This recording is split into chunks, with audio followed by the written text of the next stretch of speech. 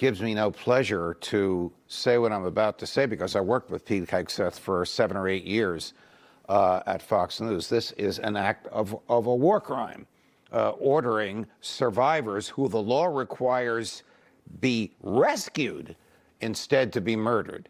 There's absolutely no legal basis for it. Everybody along the line who did it, from the Secretary of Defense to the Admiral to the people who actually pulled the trigger, should be prosecuted for a war crime for killing these 2 people. That was Newsmax's senior legal analyst, Andrew Napolitano, pulling no punches and saying that Pete Hegseth and everybody else involved in the September 2nd strike should be prosecuted for committing war crimes.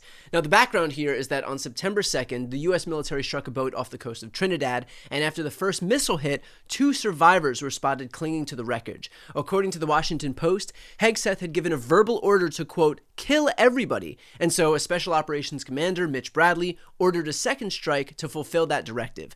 Those 2 people were then blown apart in the water. 11 people total were killed.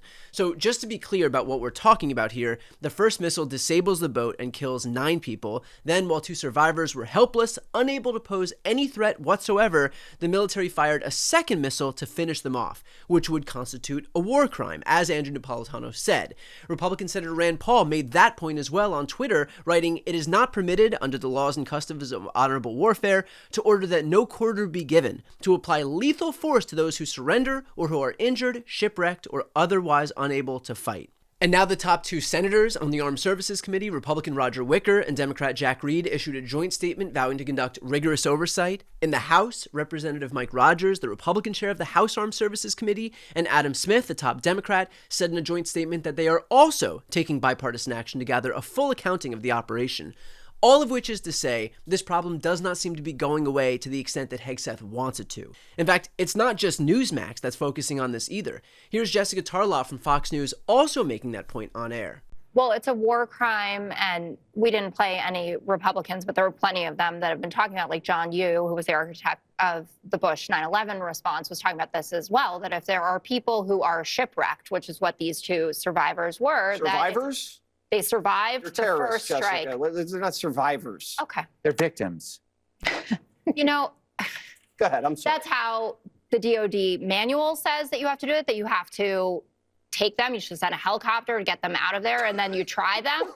Or international law also says that as well. You could play Roger Wicker talking about it, Senator Tom Tillis, Mike Turner. These are all Republicans saying it. So the narrative that this is about the left getting all hot and bothered about another hoax is absolutely ludicrous. Can I just ask you one question? No, you can't, actually. You already asked me a question. No, I insist you stop. What happens if we hit a terrorist and the terrorist survives? We're supposed to send a helicopter to rescue him and then give him first aid? We know that this isn't Jessica, a hoax because no? a best case scenario is that Admiral Bradley, who they're trying to put all the blame on, is the one who authorized the second lethal strike that took out these people who, again, it was a violation of the law that they were killed. We also know that the U.S. doesn't always do this because there was another strike in the Caribbean back in September where a Colombian and an Ecuadorian person survived, and we repatriated them home. We didn't even take them to court here for the crimes that we knew that they'd committed. We sent them back to their home country. There is tons of reporting now. You want to call the Washington Post fake news, that's fine. The New York Times story, by the way, didn't exonerate them.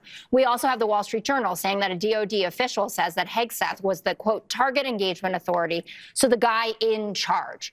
We also know, writ large, that the story about this administration being focused on eradicating American society of drugs is absolute BS because Donald Trump went and pardoned, he's walking free now, the former Honduran president who trafficked 400 tons of cocaine into America. Why did he get to leave prison early? He had a 45-year sentence, which, by the way, Trump administration #1 prosecuted him because Roger Stone is his buddy and because he wrote Donald Trump a letter calling him Your Excellency and saying that they shared conservative values. The problem is the story is changing every 10 minutes. It went from fake news to the frog shooting narco terrorists to it is not changing at all. Yeah, actually, once you let me talk, it's completely consistent. Okay. Now it's Admiral Bradley's fault, and I presume that he's getting lawyered up right now. And here's the craziest part. Clearly, Pete Hegseth sees that this is a massive liability, which is why he pulled a sneaky little trick to try and protect himself. He took to Twitter writing, "Let's make one thing crystal clear. Admiral Mitch Bradley is an American hero, a true professional, and has my 100% support. I stand by him and the combat decisions he has made on the September 2nd mission and all others since. America is fortunate to have such men protecting us.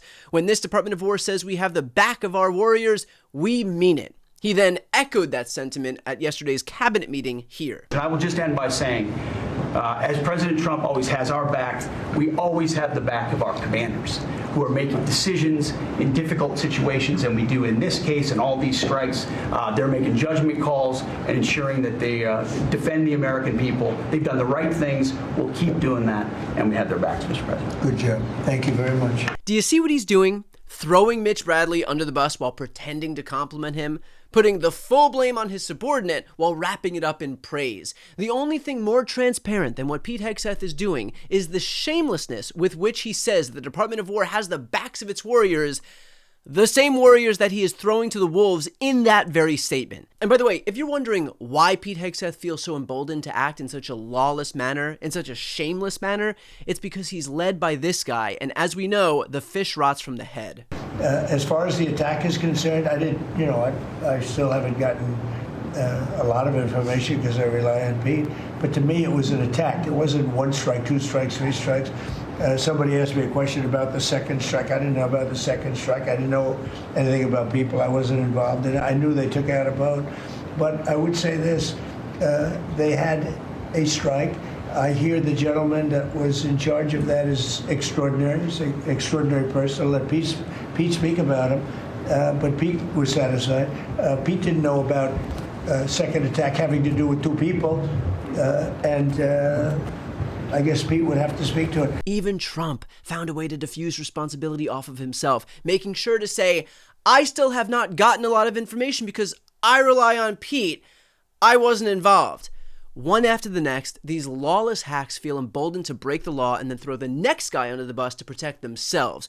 Truly beacons of integrity. In the meantime, when even right-wing media, even Fox, even Newsmax are calling for Hegseth to be prosecuted, this isn't something that he's going to be able to shake off.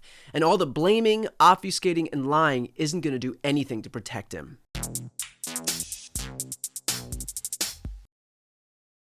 Before you go, if you enjoyed this content and you want to see more and support independent media, please subscribe to this channel. The subscribe button will be right here on the screen. But second, the reality is that we are now in a political environment where this administration can lean on any of the social media platforms to suppress certain voices if they don't like critical coverage.